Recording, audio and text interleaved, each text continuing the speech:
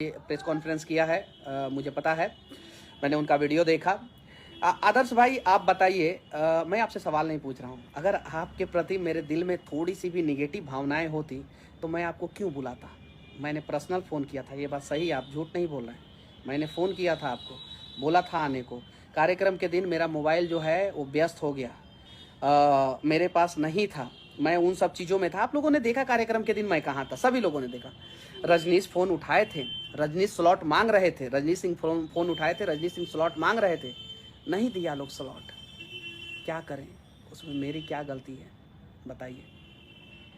और आप कल भी मेरे भाई थे, आज भी मेरे भाई हैं और कल भी मेरे भाई रहेंगे। थोड़ी सी नाराज़गी है आपको, मुझे पता है, तो भाई से ही भाई नाराज़ होता है, ये चीज़ है।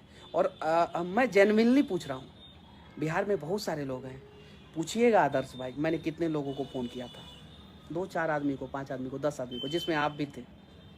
तो अगर मैं आपके बारे में बुरा सोचता, ऑफिस में मैंने आपका इंटरव्यू लिया है, अपने ऑफिस में मैंने आपका इंटरव्यू जो है भागलपुर पहुंच के मैंने लिया है, बुरा सोचता तो ऐसा नहीं ना करता। हाँ, हालांकि आपको आपका टैलेंट दिखाने का मौका मिलना चाहिए था। मैं इसके समर्थन में हूँ, मैं इसके समर्थन में हूँ आदर्श भाई, ये चीज़ है। और ऑन ये रिकॉर्डिंग बोल रहा हूँ, वीडियो में बोल रहा हूँ, ये चीज़ है, समझे ना आदर्श भाई। तो चलिए ठीक है, बुरा लगेगा आपको, जो बुरा लगा है वो लगना चाहिए, क्यों नहीं लगना चाहिए। आपके जगह पे मैं होता तो मुझे भी बुरा लगता, एकदम बिल्कुल बुरा लगता, ये चीज़ है। लेकिन अगर मैं आपके प्रति गलत सोचता आदर्श भाई, आप लॉजिकली सोचिए, गलत सोचता क्यों बुलाता।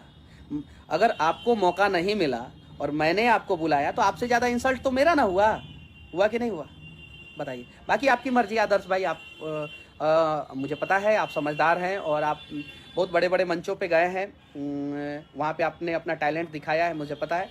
और फिर मिलेंगे, और बिल्कुल मिलेंगे, और उसी गर्मजोशी के साथ मिलेंगे जिस गर्मजोशी के साथ पहले मिलते थे। बाकी आपकी मर्जी, मेरे तरफ से दरवाजा